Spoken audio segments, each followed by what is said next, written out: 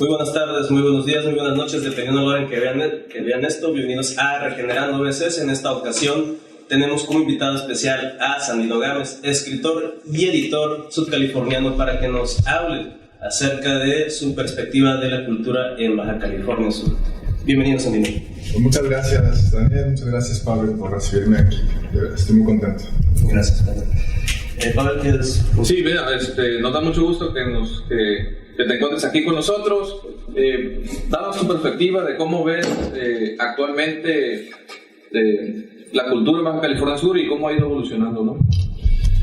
Bueno, esa es una pregunta muy compleja porque ustedes saben que cultura son muchas cosas y de hecho es un término que usualmente genera no solo controversias, sino miles y miles de tesis de doctorado. En Baja California Sur definitivamente hay una cultura diversa, multifacética, proveniente no solo de raíces profundas en la entidad, sino también de la migración de una población que tiene orígenes migrantes, que está inserta no solo en una tradición mexicana, sino también está en una frontera y que además es insular.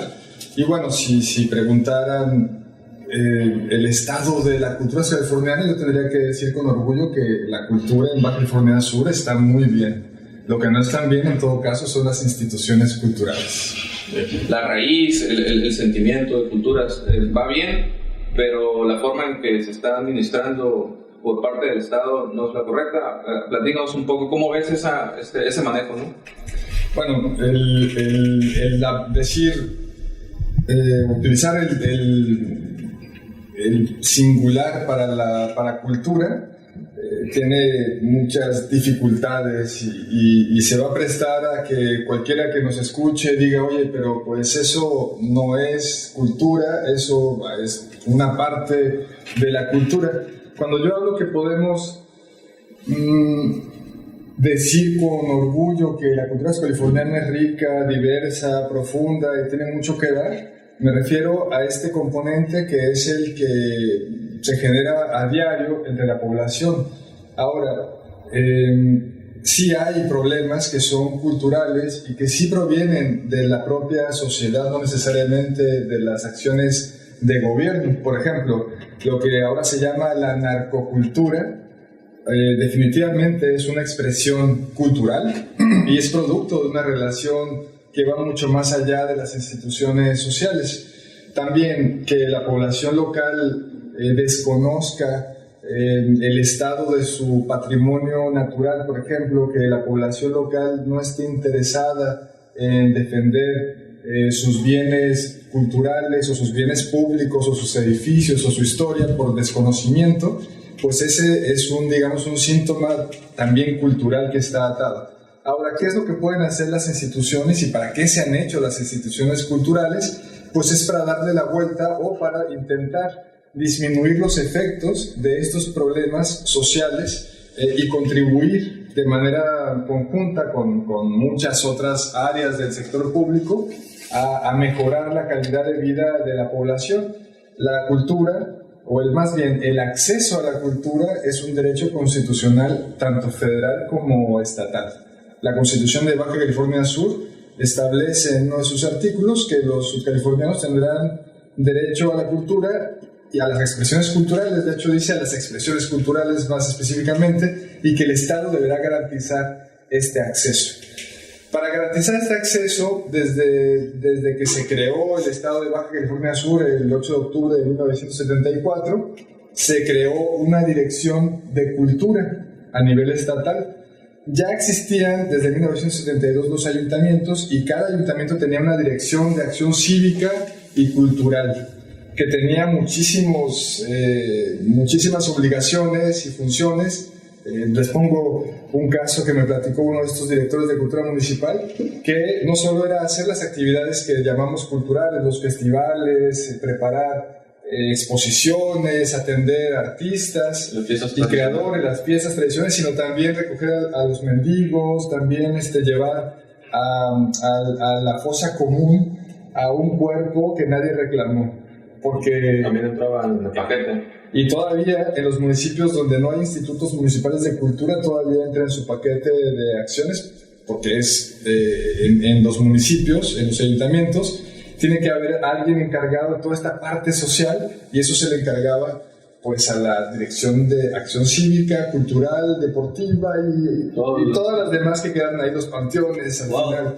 Bueno, eso a nivel municipal tradicionalmente, pero a nivel estatal hubo variaciones. Yo recuerdo que en la época de Mercado Romero y de Leonel Cota todavía, no es cierto, más bien antes, en la época de Lisiaga, había una dirección de cultura que hacía las actividades culturales, le iba bastante bien porque tenía un apoyo directo de la federación. Es cuando se crea el Ágora de la Paz en 1982.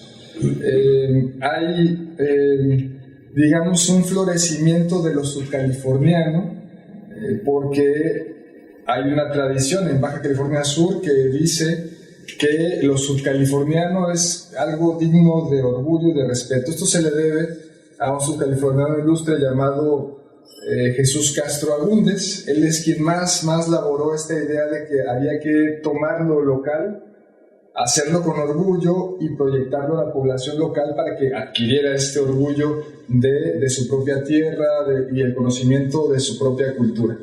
En los años 60 y 70, en Baja California Sur, como en el resto de México, hubo una especie de rechazo a esta idea localista o regionalista que decía que había que superar la cortina de la cholla, que había que romper el cordón umbilical, que había que dejar esta idea del café de talega y que había que proyectarse y ser universal, que entre más universal se era más local, lo cual era una repetición a nivel local de lo que pasaba a nivel nacional. Y yo creo que un día, si pueden entrevistar al maestro Gustavo Arnau, él les podrá decir con claridad estas cuestiones, porque él participó de esa polémica junto con Ignacio del Río en los años 70.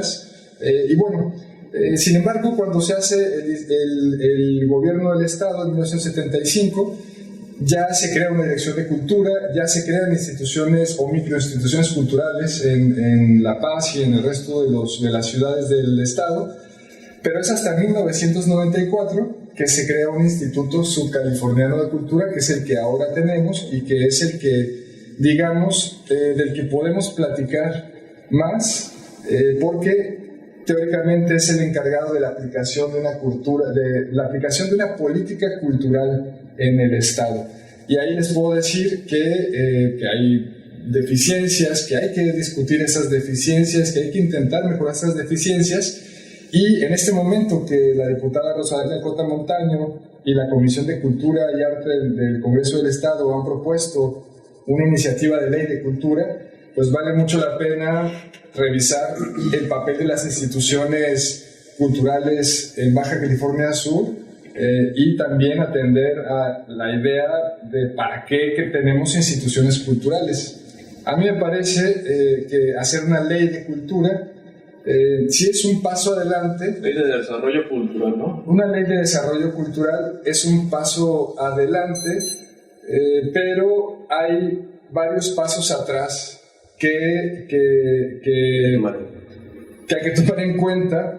Por ejemplo, que el Instituto Subcaliforniano de Cultura ya tiene una ley propia que lo crea, que le dice qué es lo que tiene que hacer, y que cuando uno ve la ley de desarrollo cultural que está propuesta ahorita y ve la ley que crea el Instituto Subcaliforniano de Cultura, pues lo que se nota es que dicen lo mismo. Y entonces, ¿para qué necesitas una ley de desarrollo cultural si ya tienes una institución al que el pueblo de Baja California Sur le ha encargado acciones que son las mismas que se están declarando en una ley de desarrollo cultural en este momento? Así que de pronto parece, dado que no se han resuelto los problemas del Instituto Subcaliforniano de Cultura, que si quieren ahorita platicamos un poco cuáles son a grandes rasgos, a mí me parece que una nueva ley de desarrollo cultural para lo único que nos sirve es para discutir estos temas, porque como ley en sí viene a ser una ley más. Y les puedo decir que hay otras dos leyes del sector cultural y educativo de Baja California Sur que ya están promulgadas y que son ignoradas por esta misma Comisión de Cultura y Arte. la Ley Estatal de Bibliotecas Públicas del Estado y la Ley de Fomento al Libro y a la Lectura para Baja California Sur. Esas son leyes que están bastante bien, que fueron promulgadas por la anterior legislatura y que son desconocidas incluso por esta actual legislatura, por esta actual Comisión de Cultura y Arte del Congreso y, por supuesto, ignorada por las autoridades que tendrían que aplicarlas. Sí, precisamente yo creo que ahí está el punto, ¿no? Hay muchas leyes que pues, son leyes muertas porque no se aplican. A lo mejor hay muy buena voluntad por parte de la comisión de querer promover y de querer hacer más leyes. Sin embargo, a lo mejor el Ejecutivo y la misma sociedad no se han encargado de aplicar las leyes que ya están antes de esta, ¿no? Y hay mucha necesidad de rescatar, así como se crean leyes para promover la ley de la juventud y otros tipos de leyes, y quedan ahí nada más para adornar la biblioteca, ¿no? Entonces necesitamos que sean leyes vivas y que se apliquen, pero para eso el gobierno, que es el Ejecutivo, tiene que hacer, aplicar esas leyes. Pero perdón, Paul, tú que conoces más de eso, si el Congreso promulga una ley y el encargado de aplicar esa ley, que es el Ejecutivo, no cumple con la ejecución de esa ley, ¿quién es el responsable? ¿Quién es el responsable? Ahí queda la bolita, ¿no? Yo creo que el Poder Legislativo se encarga de hacer leyes y de velar que se cumpla. Ya corresponde a los otros dos, al otro poder, que es el Poder Judicial. El Poder Judicial se encarga de que se apliquen las leyes, de que se respeten. Entonces ahí hay que hacer la balanza. Obviamente el Ejecutivo tiene que tener muy buena voluntad para cumplir las leyes. Y ahí estamos en el conjunto de leyes, que son las tres: el Poder Ejecutivo, el Ejecutivo, el Legislativo y el Judicial, que se complementan unos con otros. Entonces, en la creación, luego sigue la aplicación y la tutela de que se cumplan esas. Pero tiene que ver, la verdad es que hay muchas leyes que están ahí pues, descansando, porque a veces abundan las leyes, pero lo que la sociedad quiere es verdaderamente que se aplique y se vayan haciendo algo al respecto. Pues en el caso del sector cultural es muy significativo que, insisto, ya haya una ley desde 1994 que le dice al Instituto Estatal de Cultura qué es lo que debe hacer, y el Instituto Estatal de Cultura no está organizado internamente para realizar lo que le dice su ley de creación, y deja demasiado a la interpretación de un director del Instituto Superior de Cultura, si se aplica o no se aplica. Y te pongo un ejemplo de la aplicación de la actual Ley de Desarrollo Cultural con la ley que crea el Instituto. Bien. El Consejo Estatal de Cultura, que aparece y que sería como lo más interesante de la nueva Ley de Desarrollo Cultural. O sea, ¿para qué vas a hacer un Consejo Estatal de Cultura si el Instituto Subcaliforniano de Cultura tiene un consejo directivo que está compuesto prácticamente con los mismos funcionarios y los mismos actores sociales del sector cultural? Entonces, y de hecho la ley que crea el instituto dice que el consejo directivo es quien va a decirle al Instituto Subcaliforniano de Cultura, bueno, al director, qué es lo que tiene que hacer. Imagínate que ahora tienes la estructura del Instituto Subcaliforniano de Cultura con este consejo directivo que le dice qué hacer, pero además estos mismos actores forman parte de un Consejo Estatal de Cultura que le dicen al Instituto Superior de Cultura qué es lo que tiene que hacer. Eso es una duplicación innecesaria, y lo que parece es que quien redactó la Ley Estatal de Cultura, la Ley de Desarrollo Cultural para Baja California Sur, esta iniciativa de ley, quien redactó esta ley, pues no estaba viendo la ley que crea el Instituto Subcaliforniano de Cultura. Entonces podríamos decir, Sandino, que tendría que voltearse a ver a la ley que da origen al instituto, para empezar, y si acaso proponer una reforma de esa ley para que llenar los huecos o los vacíos que no están cumpliendo actualmente. Eso sería... Sí, sobre todo una vigilancia del funcionamiento, porque el Instituto Subcaliforniano de Cultura realmente es una institución muy importante. Si en este momento el Instituto Subcaliforniano de Cultura tuviera a personas irresponsables que, vamos poniendo el caso novelesco, quemaran los edificios y los archivos que tienen a su resguardo, pues de pronto el pueblo de Baja California Sur dejaría de tener documentos y memoria histórica. En un instante, una acción de las personas. Por supuesto que hay gente... Hay que dar ideas. Hay gente, no, es que lo interesante es que hay personas muy respetables, de mucho nivel, trabajando en el Instituto Sudcaliforniano de Cultura, tanto a nivel de base como a nivel directivo, que son conscientes del valor que tiene el Instituto Sudcaliforniano de Cultura y la responsabilidad que se le ha asignado históricamente. Es decir, si en ese instituto, por ejemplo, se dejan de publicar libros, automáticamente en Baja California Sur se deja de publicar libros, porque es la única instancia que publica libros en este momento. Ahora, si esos libros que se publican en el Instituto Sudcaliforniano de Cultura, que son prácticamente el total de los libros que se publican, el mensaje es en esos libros que somos un estado jodido, minusválido en el sentido espiritual, emocional o cultural, que somos un pueblo vacío, sin tradiciones, que siempre hemos sido agachados y conquistados. Esa es la historia y ese es el sentido social que se va a estar proyectando hacia el futuro.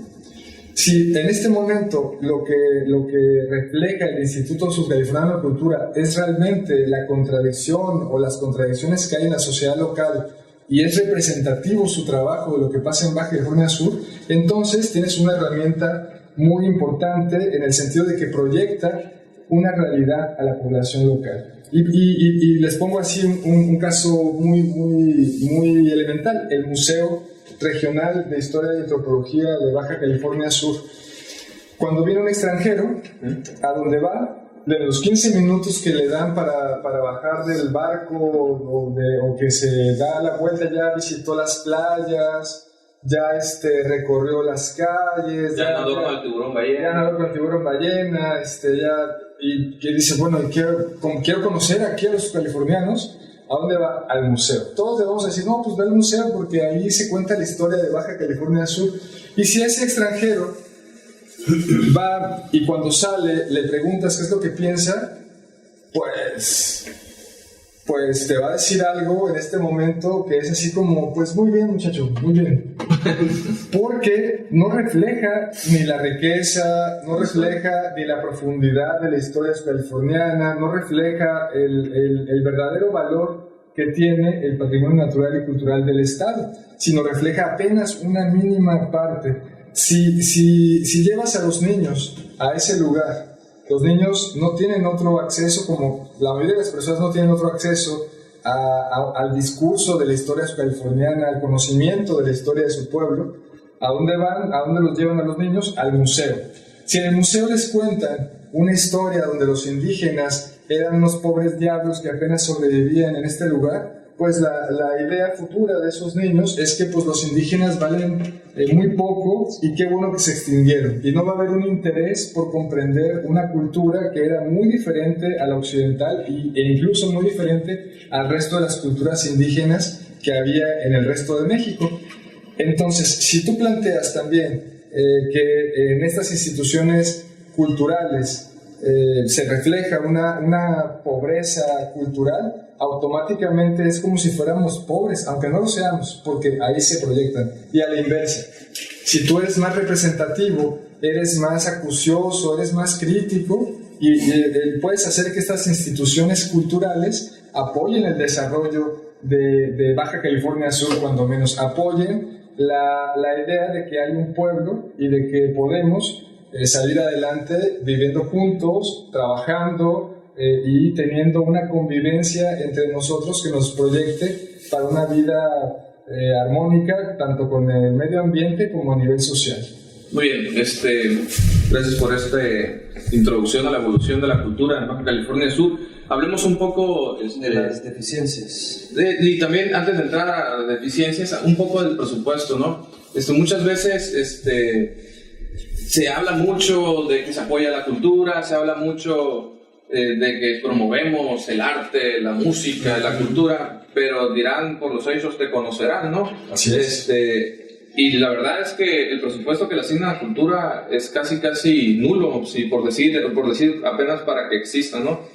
Me acuerdo, vino León Portilla aquí y lo recibieron en el Congreso, hablándole León Portilla, casi el mensaje dirigido a Carlos Mendoza Davis, para que apoyara la cultura, que no extinguiera todas nuestras raíces. Parece que no lo escucho, ¿no? Porque en el presupuesto, tú sabrás, no se ve reflejado el interés. Y no solo eso, hay un paso atrás en el gobierno de Carlos Mendoza Davis, porque cuando se crea el instituto, se crea precisamente a partir de una dirección de cultura que estaba, digamos, unida orgánicamente al gobierno del Estado. Se cambia por la creación de un instituto autónomo que va a tener su propio marco jurídico, va a tener su patrimonio propio, que esa es la parte más importante. Al ser una entidad autónoma, desconcentrada o descentralizada, esto le permite tener el uso más directo de sus recursos, tanto los recursos que le asigna, digamos, el pueblo de Baja California Sur, como los recursos federales, como la generación de recursos propios. Al tener a la mano con más facilidad estos recursos, los aplica con es más posible aplicarlos con mayor rapidez y eficiencia. Cuando no tienes estos recursos y dependes del gobierno del Estado, de la Secretaría de Finanzas, se vuelve pues un suplicio pagarle a proveedores, a artistas, a veces a tu mismo personal contratado.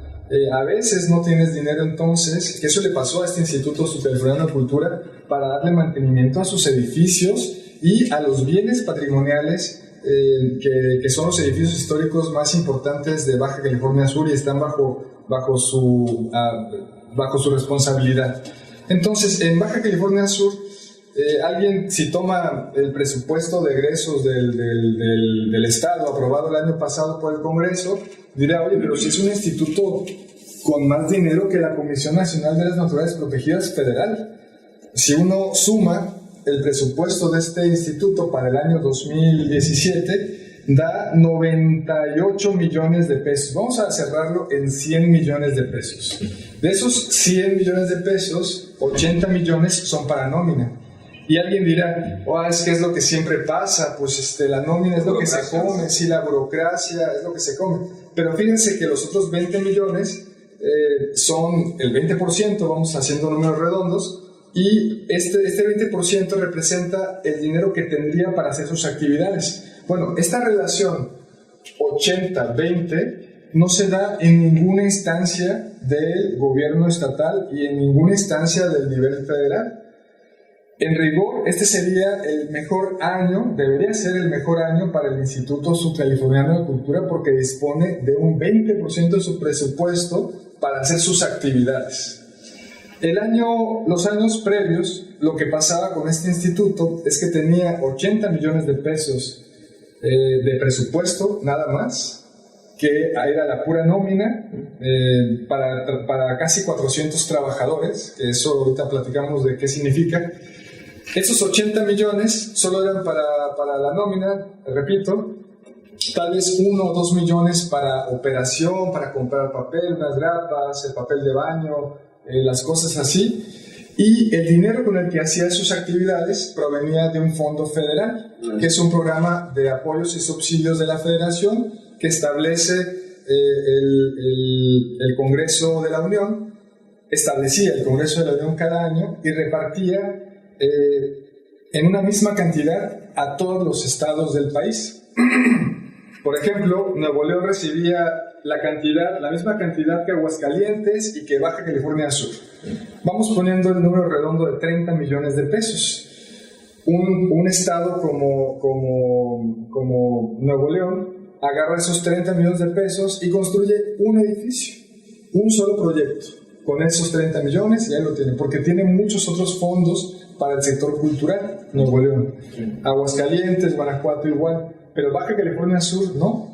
Al no tener ningún otro fondo nunca especial por parte del Estado para sus actividades culturales, estos 30 a 36 millones de pesos los dividía en 70 o más proyectos con los que hacía o satisfacía las necesidades de los subcalifornianos, o cuando menos una parte de las necesidades. El año pasado fue suspendido este presupuesto federal, y entonces el instituto se supone que consiguió 20 millones para sustituirlos, 20 millones, pero ahora estatales. Ahora bien, a partir de que entró el gobernador Carlos Mendoza Davis, sectorizó a todo el gabinete y colocó al Instituto Sudcaliforniano de Cultura bajo la tutela de la Secretaría de Educación Pública. Y esto, que alguien diría, pues está bien porque así incluso fue durante mucho tiempo en la Federación, ha devenido en que los trámites para hacer uso de estos 20 millones de pesos que son una asignación estatal tengan 6 pasos, 6 instancias de aprobación para que se pueda utilizar el dinero estatal. Y fíjense, si este año tiene 100 millones de pesos de presupuesto, está por acabar junio, que es el mes sexto, digamos que ya se gastaron 50 millones de pesos este instituto. Ya se hubiera gastado 50 millones teóricamente. ¿Ustedes han visto actividades del Instituto Sudcaliforniano de Cultura, digamos, que reflejen esta aplicación de 50 millones de pesos? Poco. No, pues yo no me muevo ese ambiente y yo la verdad no he visto, pero... He visto presentaciones de libros que vienen en algunos festivales, pero para 50 millones, pues no... Sí, no. El Instituto Sudcaliforniano de Cultura está conformado por 16 áreas que todas están en La Paz. Tiene casi 400 trabajadores que todos están en La Paz y están en estos recintos que administra el Instituto Sudcaliforniano de Cultura. ¿Esto qué representa? Que no es un instituto estatal. Es decir, las personas de Mulegé, las personas de los sudcalifornianos, de Loreto, de Comondú y de Los Cabos, pues batallan muchísimo para recibir actividades o financiamiento de estatal. ¿Por qué? Porque todo se concentra en La Paz. Y esto es muy injusto realmente, porque no hay una descentralización ni del presupuesto ni de los servicios. Imagínense 400 trabajadores repartidos en el estado, pues ya se puede hacer algo. Ahora, si uno revisa cómo funcionan los estados, el resto de los estados del noroeste, vamos hablando del noroeste, Sinaloa tiene apenas 47 o 60 trabajadores. Esa es la nómina del Instituto de Cultura de Sinaloa. Sonora tiene como también entre 50 y 70 trabajadores, y estamos hablando de estados que tienen varios millones de habitantes, mientras que Baja California Sur tiene 750,000 habitantes. Por lo tanto, presupuesto mayor. Yo creo que el Instituto Sudcaliforniano de Cultura lo que tiene es una deficiencia que es la que tiene el gobierno del estado y que tiene el estado de Baja California Sur, esta centralización abusiva, injusta, y que esto es como de las primeras cosas que debían de cambiar. Siempre dicen los titulares del Instituto Sudcaliforniano de Cultura que pues para ofrecer actividades culturales pues ahí están los ayuntamientos, pero pues para los paseños esto es muy conveniente, porque entonces aquí tienen a un Instituto Municipal de Cultura de La Paz y tienen un Instituto Estatal de Cultura y tienen muchas más actividades. Pero no pasa lo mismo con los otros ayuntamientos, los otros municipios. Y bueno, hay mucho más que decir, por ejemplo, que el gobierno del estado nunca entrega a tiempo las participaciones en los fondos que son mixtos con la federación. Y eso hace que se atrasen las becas, que siempre sea una cantidad muy pequeña en la que se disponga para financiamiento de proyectos culturales. Y bueno, por el contrario, si hubiera un instituto más fuerte, descentralizado, más organizado, que cumpliera realmente con los propósitos que establece su ley, pues tendrías una herramienta social de altísimo valor, que es lo que dijo León Portilla. O sea, y como sabemos todos los que hemos dedicado un poco de atención al tema, entre más se invierte en cultura, más se desarrolla un pueblo. Y en ese sentido, una ley como la que está propuesta por la Comisión de Cultura y Arte o la diputada Rosalia Cota Montaño, pues no es más que una especie de placebo y es una especie de maquillaje de una realidad que el Congreso del Estado debía de abordar de una manera más profunda, llamando a cuentas al secretario de Educación Pública, llamando a cuentas al director general del Instituto Sudcaliforniano de Cultura, llamándose a cuentas a ellos mismos, porque el Congreso es quien aprueba el presupuesto del sector cultural y debería de vigilar la aplicación de ese presupuesto. Claro. Sí, y una de las dificultades que ha tenido la diputada de Morena en el Congreso es precisamente que hay 15 diputados panistas que están a la orden y al servicio pues casi tácito del gobierno del Estado, es decir, de Carlos Mendoza. Están al servicio del gobierno del Estado. Entonces, hablar de crecerle a cultura es primero tratar de convencer a esos 15 que están al servicio del gobierno, pues, y que ya mandó el presupuesto. Es decir, manda el presupuesto Carlos Mendoza y así lo aprueba la mayoría del Congreso, que estamos hablando del PRS y del PAN.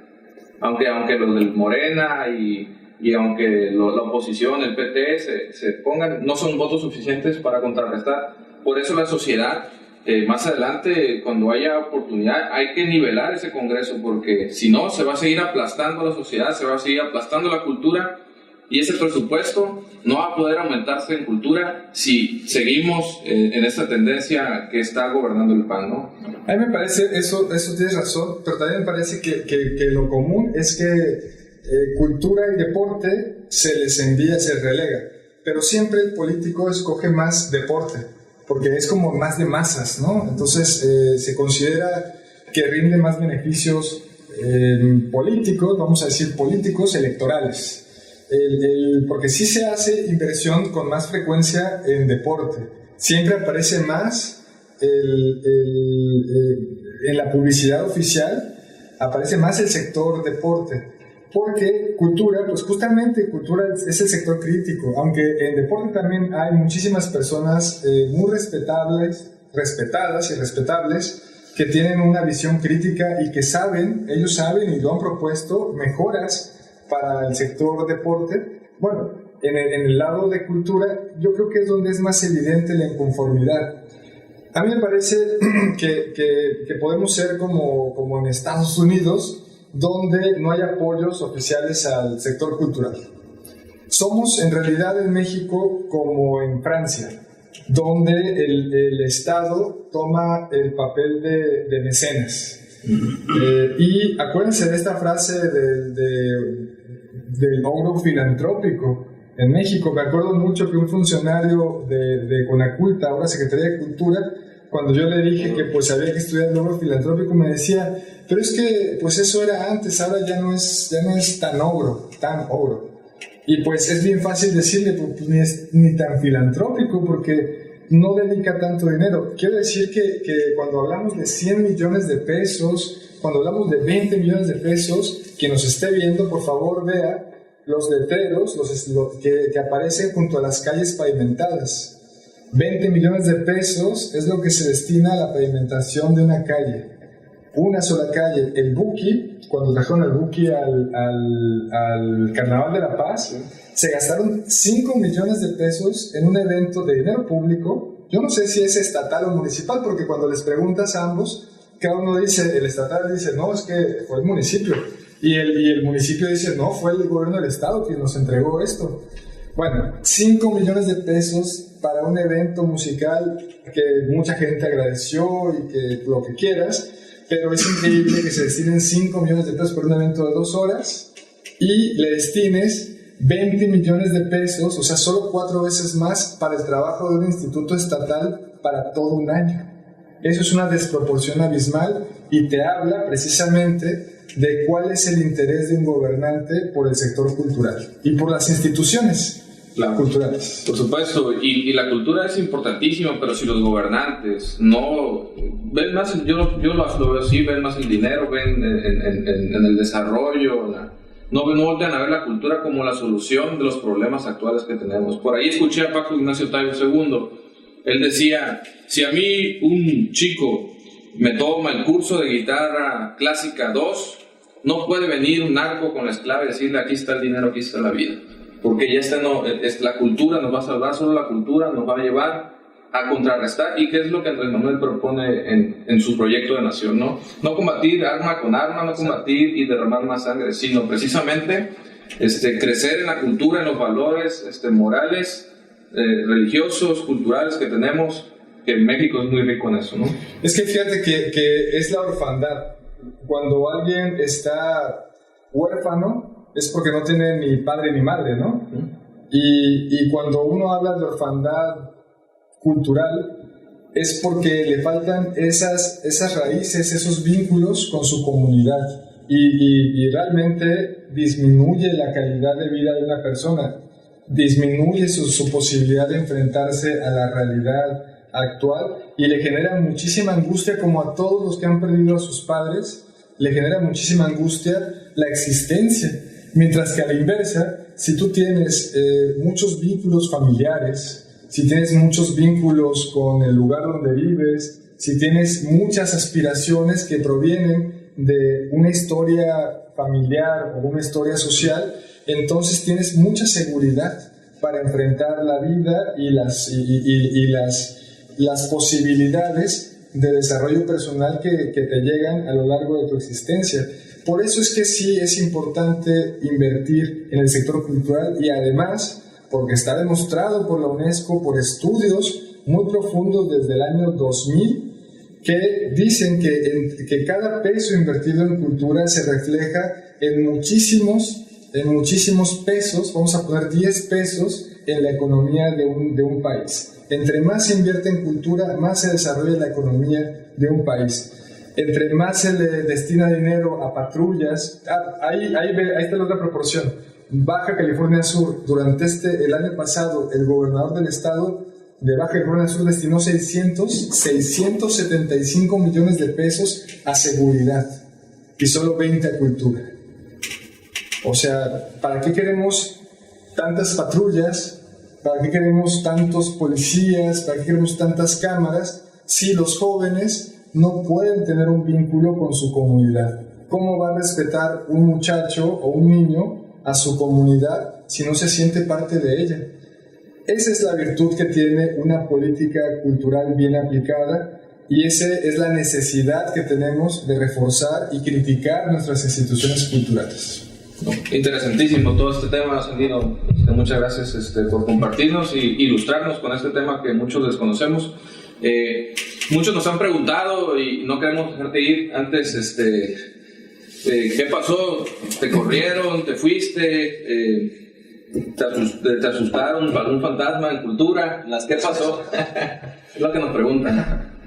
Bueno, yo quiero dedicarle este mensaje a mis compañeros o excompañeros del Instituto Subcaliforniano de Cultura, que siempre me han apoyado todavía, y que fuimos realmente solidarios, compañeros, y que trabajamos con mucha alegría y mucho gusto. A mí me sorprendió ser despedido de una manera que es de un día para el otro, recibir un mensaje que es un oficio donde me dicen que he sido puesto a disposición y que vaya a la Dirección de Recursos Humanos, e incluso me dicen dónde está, por si no la conocía, la Dirección de Recursos Humanos. Y yo, al ir a esta Dirección de Recursos Humanos, encontrarme un convenio de finiquito ya listo, con un cheque, ya todo listo para firmar, a mí lo que me dejó, por un lado, en el personal, un gran alivio de estar desvinculado del gobierno de Carlos Mendoza Davis y de estar desvinculado de un director que a mí me parece que está muy bien en su lugar, Christopher Amador. Está muy bien en ese lugar porque es un instituto que ha tenido a personas así como él, entonces me parece que es una persona muy conveniente para ese puesto. Muy coherente. Sí, muy coherente para el puesto, con la excepción de la maestra Elsa de la Paz Esquivel Amador. Pero en lo personal, yo estoy contento de haber sido expulsado del Instituto Subcaliforniano de Cultura y del gobierno del estado de Baja California Sur, pero como ciudadano me parece muy deleznable que se trate así a personas que hacen su trabajo y de las cuales no ha habido ninguna queja en cuanto a su labor. Cualquiera podrá criticar muchísimos aspectos y muchísimos errores que tuvimos en nuestro trabajo, pero también podemos advertir que hubo algunos avances que en rigor no me corresponde a mí decirlos, pero cuando intenté explorar por qué me habían corrido, bueno, pues parece que habían sido tantas cosas y todas habían sido relacionadas con un trabajo de fomento a la lectura, de intento de que la población local recibiera más herramientas culturales y más conocimiento de su tierra. Y entonces me di cuenta de algo: este es un gobierno panista. Este es un gobierno doctrinariamente panista. Y es cuando me acordé de un dicho muy antiguo que dice que el nuevo dictador te hace extrañar al anterior dictador, porque estas cosas no pasaban en el gobierno de Marcos Covarrubias. Había un poco más de sutileza, había más diálogo, más tolerancia, y además, señores dirigentes del gobierno del Estado de Baja California Sur, de esta administración de Carlos Mendoza Davis, el gobierno no es del PAN, el gobierno es del pueblo de Baja California Sur, los recursos públicos son de todos y no pueden tratar a el personal, a los recursos humanos, como si fueran parte de un partido político. Perfecto, Sandino, queda más que claro, y la verdad que es preocupante y la verdad indignante, lo digo aquí, que personas como tú y que solo con su trabajo y preguntando en la calle con la gente, no hay una mancha, sino más que nada, y no para hacer lisonja aquí, sino de elogios hacia tu persona y a tu trabajo profesional, incluso de mismos directores y gente en el mismo gobierno, y que de un día para otro aparezca esto es verdaderamente para mí indignante, y verdaderamente rechazo este tipo de acciones por parte del gobierno, ¿no? Sí, claro, es muy indignante, aunque se me hace perfectamente lógico, dando tus publicaciones, dando tu apoyo, tu historia. De hecho, yo estaba contando así, que nos van a correr a Sandino, porque la verdad, yo ya venía a venir que, bueno, como acabas de decir bien, es un gobierno panista, es un gobierno fascista, con profundas raíces ahora sí que el fascismo alemán, el fascismo mexicano al principio del siglo XX, y por eso yo decía que no, en un foro en Facebook donde tuvimos un intercambio, que no había que ser ingenuos con estos gobiernos, porque ellos tienen una mentalidad muy arraigada en cuanto a proteger lo privado, privilegiar la clase y aplastar todo lo demás.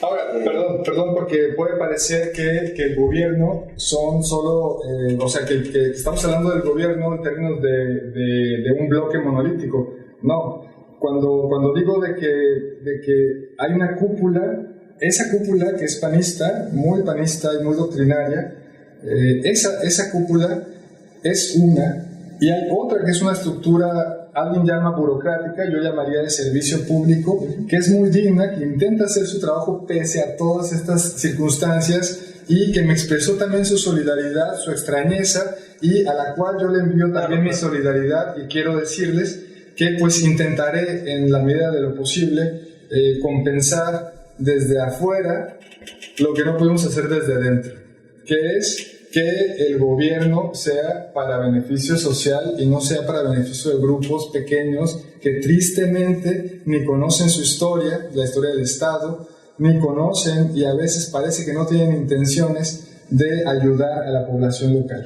Bien. Pero les agradezco sinceramente el espacio, la posibilidad, y les deseo muchísimo éxito en este programa, en esta sección, y en Morena, además. No, claro.